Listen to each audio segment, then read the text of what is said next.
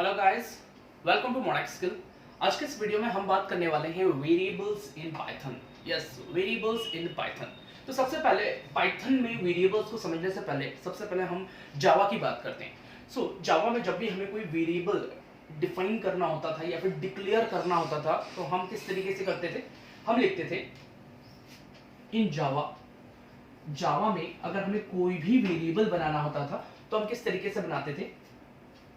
int a is equal to 30. int a is equal to 30. So that is the assignment operator. That is the assignment operator. ये क्या है आपका? assignment operator है. assignment operator. That is assignment operator. That is constant value. That is constant. Or we can say that it is literal. ठीक है, so ये constant value है, that is assignment operator and that is a name of variable, that is a name of variable, that is name of variable, name of variable, that is a name of variable, okay, and that is the data type of variable, and that is the data type of variable. So अगर Java में बात की जाए तो मुझे explicitly यहां पर बताना पड़ रहा है, मुझे एक्सप्लिसिटली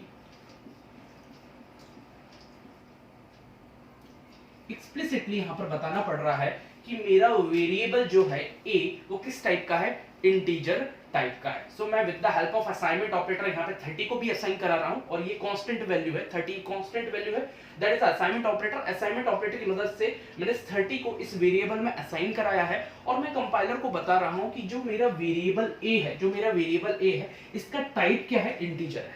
इसका टाइप क्या है? इंटीजर है। ये जावा में तरीका रहता था जिस तरीके से हम वेरिएबल को डिफाइन करते थे, चाहे C++ की बात की जाए चाहे जावा की बात की जाए, तो दोनों में इसी तरीके से हम वेरिएबल को डिक्लेयर करते थे। तो C++ में भी हम इसी तरीके से करते थे और जावा में भी हम इसी तरीके से वेरिएबल को डिक्लेयर और डिफाइन करते थे। एक बात आपको पता होगी कि जावा की बात की जाए, C++ की बात की जाए, ये प्रोग्रामिंग लैंग्वेज जो है आपकी स्टैटिक टाइप प्रोग्रामिंग लैंग्वेज है, static type of programming language है। मींस दैट यहां पर आपको एक्सप्लिसिटली कंपाइलर को बताना पड़ता है कि आपकी वेरिएबल का टाइप क्या है। जावा और C++ जो है एक स्टैटिक प्रोग्रामिंग लैंग्वेज है, जबकि अगर पाइथन की बात की जाए, पाइथन एक डायनेमिक टाइप प्रोग्रामिंग लैंग्वेज है। एक डायनेमिक टाइप प्रोग्रामिंग लैंग्वेज क्या होती है इसके बारे में हम बात करते हैं। आप आई थिंक आपको समझ में आया होगा कि अगर मुझे कोई भी वेरिएबल C++ में या जावा में डिक्लेयर और डिफाइन करना होता था तो उसको मैं इस तरीके से डिक्लेयर और डिफाइन करता था। ठीक है, ये मैं ए वेरिएबल है, मैंने कंपाइलर को डिक्लेयर किया है और with the help of assignment operator मैंने 30 इसमें इनिशियलाइज कराया है, ये इस वेरिएबल को डिफाइन किया है। ओके, अब बात करते हैं हम लोग पाइथन की। अगर पाइथन में मुझे कोई वेरिएबल बताना है, अगर पाइथन में मुझे कोई वेरिएबल बनाना है, so may be the name of my variable is x, the name of variable is x। अगर आप यहां पर x जैसे लिख रहे हैं और अगर आप इसमें असाइन कराते हैं x is equal to 20, x is equal to 20। अगर आपको कोई भी वेरिएबल में कोई भी वैल्यू इनिशियलाइज करनी है तो पाइथन में आप इस तरीके से करते हैं।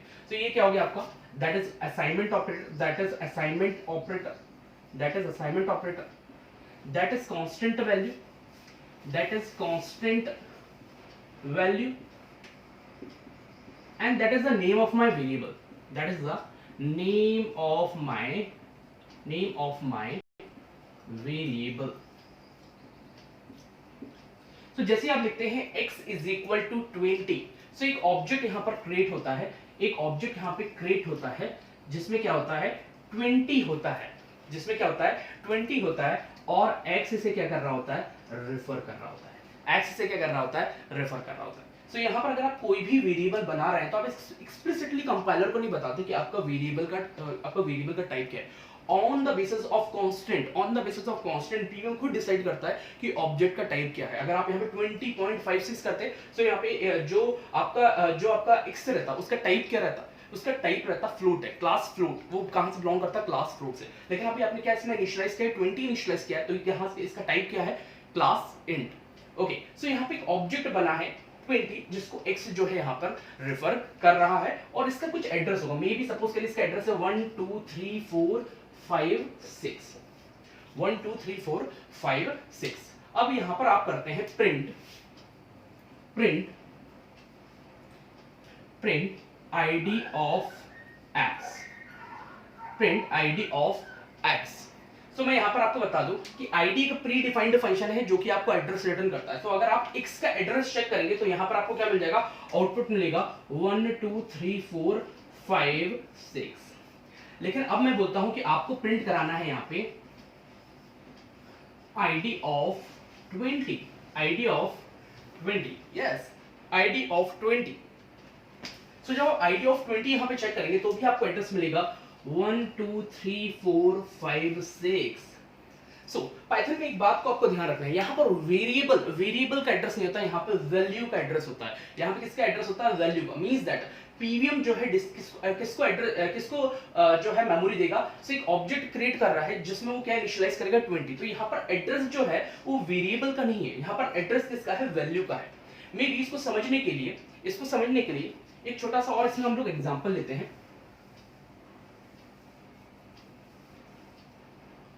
यहाँ पे एक छोटा सा एग्जांपल लेते हैं और मैं लिखता हूं यहाँ पर y is equal to 20, y is equal to 20। Okay, so मैंने y एक वेरिएबल लिया है जिसमें 20 को इनिशियलाइज कर दिया।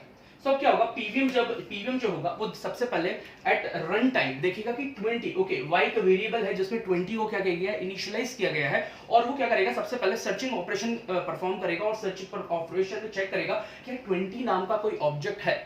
जब वो सर्चिंग ऑपरेशन करेगा तो उसे एक ऑब्जेक्ट मिल जाएगा 20 नाम का। सो वो क्या करेगा, इसको मेमोरी अलग से नहीं देगा, इसको y वेरिएबल में वो अलग से मेमोरी नहीं देगा। वो देखेगा ये ऑब्जेक्ट पहले से बना हुआ है, और क्योंकि ये ऑब्जेक्ट पहले से बना हुआ है तो क्या करेगा, ये y को भी बोलेगा कि आप इस ऑब्जेक्ट को क्या करने लगे, रेफर करने लगे, या फिर इस ऑब्जेक्ट को पॉइंट करने लगे। Means that at run time ये डिसाइड करेगा कि ऑब्जेक्ट को मेमोरी देनी है कि नहीं देनी है। अगर ऑब्जेक्ट पहले से बना होगा तो उससे पॉइंट करने लगेगा, और अगर ऑब्जेक्ट पहले से नहीं बना होगा तो नया ऑब्जेक्ट क्रिएट करेगा।